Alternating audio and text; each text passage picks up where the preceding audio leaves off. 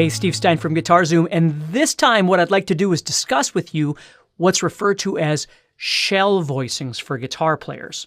Now, basically what a shell voicing is learning how to play a chord that only utilizes the essential tones that it requires to get the true authenticity of the quality of the chord out. And you see this a lot in like jazz and things like that, but we can use it all sorts of different ways. It doesn't just have to be in jazz music. And let me show you what I mean.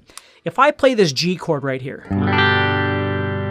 okay, what I'm doing right there is I'm using the notes G, B, and D, the root, the third, and the fifth, and I'm actually using multiple octaves of those notes because there's only 3 notes, but I'm strumming 6 strings. So I'm getting more than just the root, the third, and the fifth. I'm getting octaves of some of those as well. If I move it into a bar chord shape, the same thing is happening. I'm changing the order of things, but I'm still getting all of those notes and I'm getting multiples. The point of a shell voicing is to take the chord and shrink it down into its smallest possible functional sound. And there's a couple of different reasons why you would do this. Number one, it really accentuates the harmonies that are absolutely crucial to the sound of the chord to make the chord sound the way that you want it to. The other thing is it kind of gets you to move away from always thinking that everything has to be these big blocked open and bar chord things, that you can actually have these smaller pieces that are very, very functional and they sound very clean, which is another thing that's really nice. The other thing that's nice about them is because, like, if you think about it, when I make this G chord, I'm using all 4 of my fingers. When I make this bar chord, I'm using all 4 of my fingers. I don't have any more fingers to add to the guitar to add extensions like 9ths or 11ths or 13ths or anything like that because I've used everything that I have. I've used all my fingers. I can take a finger off and put it somewhere else, but the point of a shell voicing is you don't have to really do that. It's enabling you to, because of its minimalistic approach, you've got other fingers that are available. Or it's easier to bar over certain things that are really, really important to bring out the sounds of that chord. So there's just a lot of really great reasons to do this. And it's something fun to explore. And if you do writing, it's certainly something worth looking at here. So get your guitar tuned up and come back and check this out. All right, so what we're going to do to create these shell voicings is we're going to start off by creating major and minor chords, and what we're going to do is we're going to extend these into 7th chords, okay? So if you think about your theory, what we're doing is we're using the root, the third, the 5th, and then the 7th, okay? So that 7th is going to be really important to create these colorful sounds, whether we're playing blues or whether we're playing jazz or whatever it might be. So we're looking at the root, the 3rd, the 5th, and the 7th. Now, to create a true simplistic shell voicing, what's really ironic is we're going to get rid of some of these notes because they aren't really necessary. The first note that we're going to get rid of is the 5th. The 5th doesn't really, it's not a necessary pitch to the quality of the chord. If I was to play a G chord and I just played the root and the 3rd, you'd get enough information aurally from the sound of that root and that 3rd to hear that it's a G chord. Okay? What we're going to do is we're going to take that to the next level, and what we're going to do is we're going to add in a 7th to this. Okay? So what we're going to do is we're going to start off by playing this. Instead of playing, what we'll do is we'll move everything into the key of A, and we'll just play everything here. So instead of playing a full A open chord or a full A bar chord, what we want to do is we want to simplify this chord into the 3 sounds, the root, the 3rd, and the 7th. And we're going to talk a little bit about the 7th in just a little bit, different ways to do things, but let's just start off by understanding this. So normally what we would do is we would take this A chord, and we're going to create a dominant 7th out of this because we want to play some blues. So I would take my pinky off, and I would get this dominant 7th sound, which is great. But what we want to do is in this shell voicing idea, we're going to take out everything we don't need, and we're just going to leave the root, the 3rd, and then that dominant 7th, which is going to give us that bluesy sound. So what we're going to do is we're going to go to the A, which is the root. Then what we're going to do is deaden out the 5th string. There's nothing on the 5th string that we need. We're going to go to the 4th string, and we're going to add on the dominant 7th, which is this note right here, G. We're going to do that with our middle finger. And then this string, is just being deadened out by my first finger. And then what I'm going to do is take my third finger and I'm going to place that on the 6th fret of the 3rd string. And I've got myself a simplistic, simple sounding shell voicing. Now I could strum these if I wanted to. I'm going to just use my fingers for now just to kind of clean up the sound a bit. Now let's say we wanted to play a 12-bar blues in the key of A. So we've got an A, D, and E, or more appropriately A7, D7, and E7 to give all of our chords more of a bluesy sound with those 7s. Well, we've got an A7 right here, which is playing the root, the 7th, and then the major 3rd right there, which is all coming from this A7, but we've just simplified it into those 3 sounds. Now we need to go to the 4 chord. Well, the 4 chord is D7. And again, normally we may have played it like this, which there's nothing wrong with, okay? But we want to simplify that again into just having the root, the 3rd, and the dominant 7. So it's going to look like this. And what I'm doing right there is I'm playing my middle finger on the D, which is the root. I'm putting my first finger on the F sharp of the 4th string, 4th fret. That's my 3rd. And then I'm going to put my 3rd finger on the 5th fret of the 3rd string. Okay, right there. That's my dominant 7th. That's the C. So more importantly than learning a shell voicing of A7 and a shell voicing of D7, you've learned how to play a shell voicing of a dominant 7th chord anywhere you want to go on the 6th string, right? Anywhere. So if you want to play a G7, you'd come down to G and play it there. If you want to play a C7, you'd go up to C and play it there. Pretty cool. You've also learned how to play a dominant 7th shell voicing on the 5th string. Yes, you have D7, but you could move that to C, or to F, or to G, or anywhere else you'd like to go. So the bigger picture here isn't just learning them in the key of A, it's understanding that the shape that you're creating is movable similar to your bar chords, right? And as we extend these in our further studies and start adding on other notes, there's lots of other opportunities to move these up and down as well to create all kinds of different chords. So we've got our A7, we've got our D7. Well, if I take that D7 and move it up 2 frets, I'm getting E7, which is my 5 chord. So let's play a 12-bar blues in the key of A using A7, D7, and E7. So 1, 2, ready, go.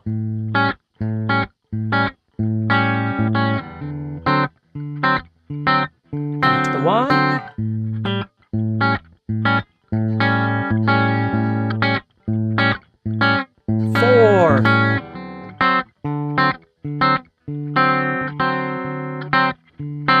Back to the 1. Here comes the 5. 4. 1. It's my 5.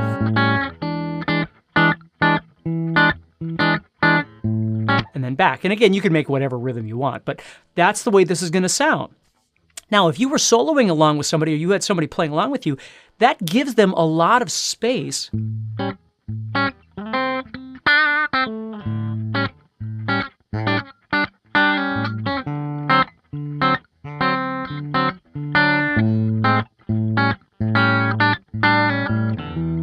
to do their thing, because you're not adding in all that. And again, I'm not saying that that's bad. It's just there's another option here for chord voicings that sounds quite nice. So we've learned how to play a 1, 4, 5 chord progression using the shell voicing, using 6th string and 5th string. Now let's say we wanted to play that same thing, but we wanted to start on the 5th string. So we're going to play A, D, and E again, but we're going to make our main chord, A7, a 5th string chord instead. So instead of starting here, I'm going to come up to the 11th and 12th frets. And that's going to be, again, it's the same 7th shape. I'm just starting up here on A. Now I got to find D. So where's D? Well, I could come down here, or I could go right here. And then, of course, my 5 would be here.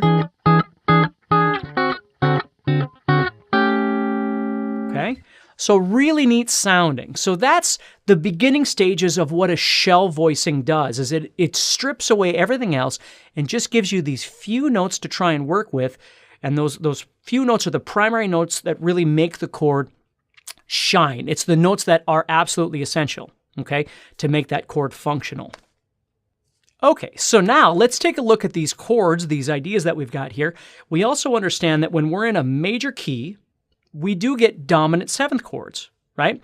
Like the 1, the 1, 4, 5 if we're playing blues would be dominant 7. We would make all those chords dominant 7.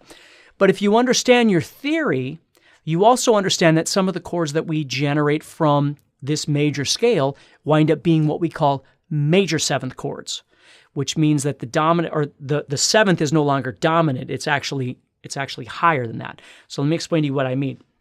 If I was making an A dominant seventh chord, my notes would be A, C sharp, E, and G. Okay? Because the A to C sharp is a major third.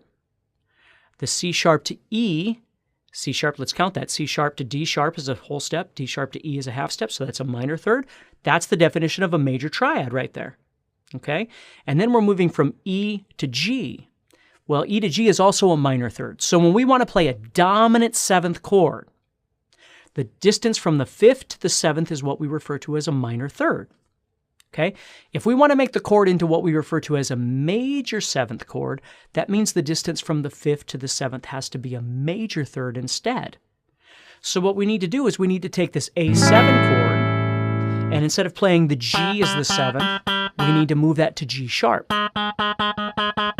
Now, if that's confusing to you, don't stress over it, because again, it's the voicings I want you to learn, but it might be a good idea for you to go back and study some of your theory, okay, just to make sure that you understand what's happening here.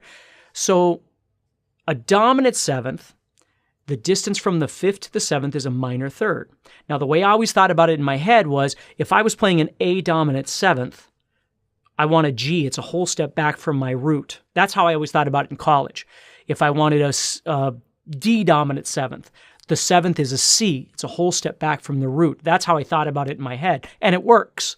And that was always my shortcut.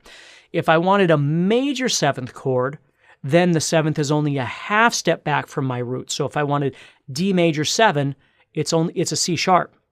If I wanted A major 7, it's a G sharp. It's just a half step back from my root. That's how I always thought about it in college, and it was easy for me to find as opposed to finding the fifth and then counting a minor third up and all that sort of thing. So instead of having the G for the dominant seventh sound, we want to raise that G to G sharp, and we get this, which is the A major seventh sound. I have my A, my root, my C sharp, which is my third, and now I've got my G sharp, which is my major seventh. And a real shortcut to think about is when you're dealing with dominant seventh chords, when all of your chords are dominant seventh, it tends to sound more bluesy. When you start adding in major seventh sounds, it begins to sound a bit more jazzy. And again, there's theory behind all of that, but just understand, if you were playing a 1-4-5 in blues, you'd be playing A7, D7, E7. Okay?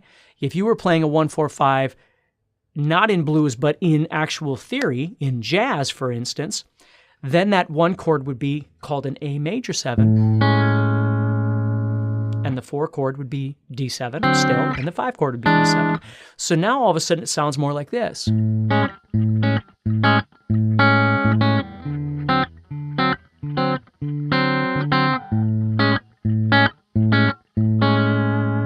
that's your major 7th, okay? It's a very nice sound. Let's say now again, the beauty of that is now you've learned how to play a major 7th across the 6th string. Well, let's go to the 5th string. Just talking about the chords so you learn these, right now I've got myself a D dominant 7th. If I wanted a major 7, I would have to take my 3rd finger note right here and raise it up 1. Now I've got myself a D major 7. Here's D7, D dominant 7. Here's D major 7, because I'm adding in the note C sharp. So now you'd know how to play dominant 7ths on the 6th and the 5th string in shell voicing. You'd know how to play major 7 on the 6th and the 5th. Again, the theory behind it is a conversation. If you're not really sure about that, it's a conversation to have when you're learning your theory, taking a course on theory or whatever it is that you might need to really learn in depth all of the theory that goes behind this. But this lesson isn't really about all of that. It's more about learning what these are and how they'd work on the fretboard, whether you're doing it from a creative standpoint or you're doing it from a theoretical standpoint, okay? So that's your major 7. So we've got dominant 7, 6th string, and 5th string. We've got major 7, 6th string, and 5th string. So major 7 on the A, just so you have the tab here so you can see this, I'm playing 5, nothing, 6, 6. I'm playing the root, the major 7, and the major 3rd right there. When I go to the 5th string, I'm going to D right here. And I'm playing 5, 4, 6. Root, major 3rd, major 7. And again, simplifying the sound of that. Okay, so we've covered the dominant 7 sound. We've covered the major 7 sound. Well, let's look at some of the other ones that we need. For instance, minor 7. Minor 7 is very important to us. A minor chord is a very important sounding chord, so let's take a look at the minor 7th sound. So now what we're going to do is we're going to go back to this A major again. We're going to make it minor, which means we need this sound right here, okay? And we're going to use the dominant 7th. So we've got this. Now, you'll notice right now I'm using my middle finger, my 3rd finger, and my pinky. Some people like to just use 2 fingers. They'll use their middle finger on the 6th string, deaden out the 5th string, and then they'll bar with their 3rd finger across the 5th fret of the 3rd and 4th strings. And if you like the sound of that and you like the feel of that, go ahead and play it like that. If you'd rather play it with 3 different fingers, it's perfectly okay either way. So I've got my usual root, my dominant 7th, but now I'm using the minor 3rd, which is pretty cool. Now, again, that's movable anywhere I want to go. If I go to the 5th string and make a D7 again, I'll make the 4 chord there. I'm playing the root, the major 3rd, and then I'm playing the dominant 7. Well, if I want to turn this into a minor 7th chord, it means I need to take that major 3rd and move it back 1 fret to make it minor. Now, this is pretty uncomfortable as far as the fingers go for me, so I normally wouldn't use this. I would use these. I would use 3rd finger on the 5th fret, 1st finger on the 3rd fret of the 4th string, and pinky on the 5th fret of the 3rd string. So now let's play a 12-bar blues all in minor 7. So we're using A minor 7, D minor 7, and E minor 7. So the sounds would be like this. A minor 7, D minor 7 sounds really nice, and E minor 7 again sounds really nice. Very easy to hear all those sounds. So here we go. 1, 2, ready, and go to the 4 minor, back to the 1,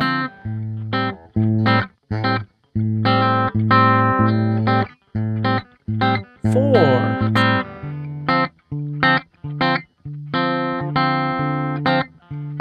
back to the 1,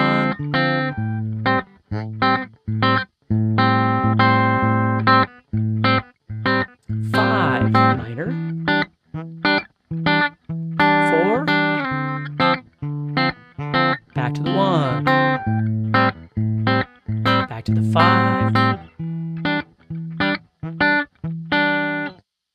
I mean, it sounds really cool. And again, it's something different. It's something that's not just open chords or bar chords or whatever. It's something else that you can explore and have some fun with. Okay? So let's just start with this. So it's something that's absorbable, in a fairly short amount of time for you to start understanding how, instead of playing these blocked chords, we're going to simplify this. And again, please don't get confused by all of the theory behind sevenths and things like that. We're learning shell voicings right now. If that's something that you need to study, I totally get it. If you don't understand what a dominant 7th or a major 7th is or something like that, that's definitely a topic of discussion. But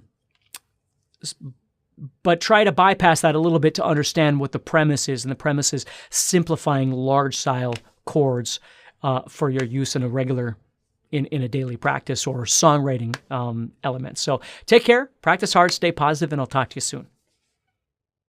If you want to play songs across the entire fretboard, Or play solos over different styles of music that people will love because they sound great and look effortless. And ultimately have more fun playing guitar and have the confidence to jam with fellow musicians. Then you're going to want to pay very close attention to this message. Because you're about to discover a simple way to play songs and solos across the fretboard that sounds amazing and looks so effortless that people's jaws will drop because they can't believe how well you're playing, without spending hours of your time learning confusing music theory. My name is Steve Stine, and I'm a guitar player just like you. I've always known the fretboard was a big deal, but was kind of overwhelming. I've been teaching guitar since 1987, and I just turned 51. Maybe it's my age or something, but I never really got how some people can learn the fretboard by memorizing diagrams. And I've tried all kinds of stuff like I'm sure you have, and it sure has been frustrating. Like spending hours with my nose stuck in a book packed with hundreds of fretboard diagrams. Or listening to someone who's practically speaking a different language trying to explain exactly what I need to know in a way that I understand it. After spending all that time and money, it never really clicked and it felt like one critical piece of the puzzle was missing.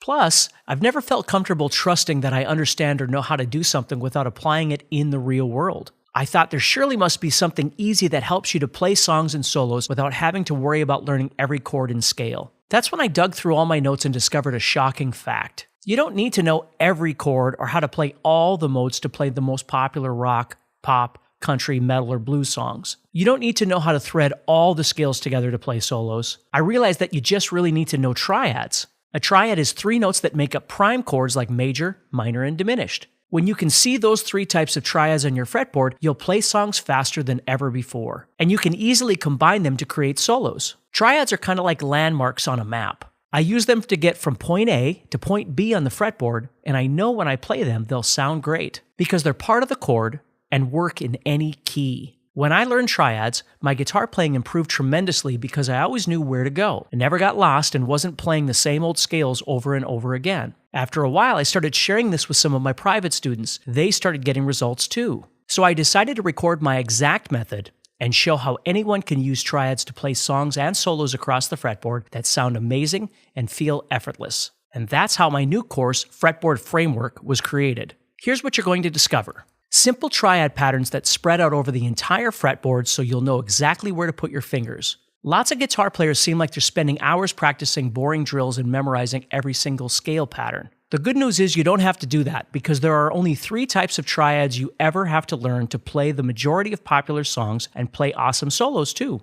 This 2-hour course is completely online and broken down into short, easy-to-digest videos where I show you exactly how to use triads to play songs and solos across the fretboard. The first few videos explain exactly what a triad is and demonstrate how the 3 main types of triads, major, minor, and diminished, allow you to play creative harmonies and melodies. They're also powerful for playing songs because you'll learn new voicings so you won't be stuck playing big, blocky chords and your guitar playing will sound more interesting. You can even use triad arpeggios in your solos to create melodic lines that don't sound like you're just playing a boring scale. I show you where the triads are across the fretboard so you'll know exactly where to put your fingers. In the last half of the course, I show you how to unlock the fretboard with the cage system and how to apply everything you learned to play over some jam tracks. This will allow you to really wire triads into your guitar playing and help you see the fretboard in a whole new way. You get lifetime access to my Fretboard Framework course so you can go at your own pace, watch the videos again and again until you're ready for more. The videos are short and easy to understand so you never get bogged down with a bunch of useless information that won't improve your guitar playing. Similar good courses cost hundreds of dollars or even $1,000 at Berklee College of Music online. Or you can do like I did and spend thousands of dollars in college learning what I'm going to show you. With all that said, this could easily sell for $1,000. After all, similar courses sell for $1,497. Of course, it won't cost you $1,000, not even $500. Not even $100. You get the complete Fretboard Framework course for just 3 payments of $27.60. Or you can save 70% if you want to make 1 payment of $69. But it gets better because when you order today, you also get 2 exclusive live sessions where you can ask me your most burning questions about the course. And you don't have to worry about making it because they'll be recorded and uploaded so you can watch them at any time in the members area. Another one of the most important skills you can develop as a guitar player is ear training. That's why I've included my Ear Training 2.0 course as a special second bonus. You'll learn the secrets of playing songs by ear and be able to listen to songs and instantly know what notes will sound great for your solos. If you were to buy this on the website a few months back, it would have cost you $99, but you get it free when you order today. And if you order in the next 15 minutes, you'll get my 3.5-hour Essential Guitar Skills course that originally sold for $99. You'll discover all the skills you need to be a well-rounded lead guitar player. This will allow you to play freely across the entire fretboard and get really creative when it comes time to solo. With this course, you're going to overcome problems like not knowing where to start and end your solos, worrying about what scale will sound good for leads, and alternative scales you can use to improvise better solos than you ever thought possible. You won't have to worry about feeling lost or confused because your fingers will be trained to instantly find the right notes without any hesitation. So, to recap,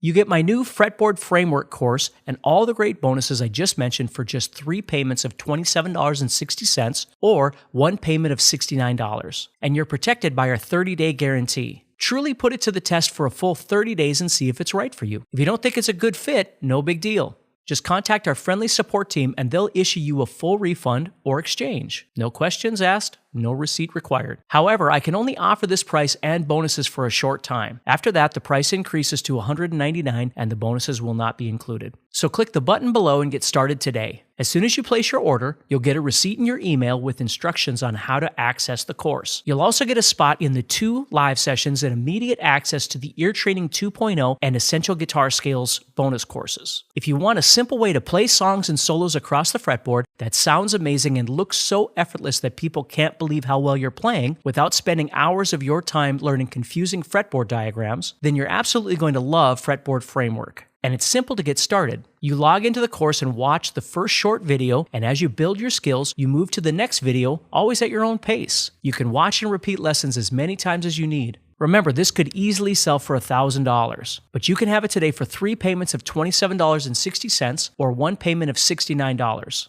And when you order, you'll also get the 2 live sessions and immediate access to my Ear Training 2.0 and Essential Guitar Scales courses. You'll learn the secrets of playing songs by ear and all the scales you need to improvise solos over any song. The bonuses alone have a $438 value, and you get our 30-day guarantee. But remember, I can only offer this price and bonuses for a short time. After that, the price increases to $199 and the bonuses won't be included. So click the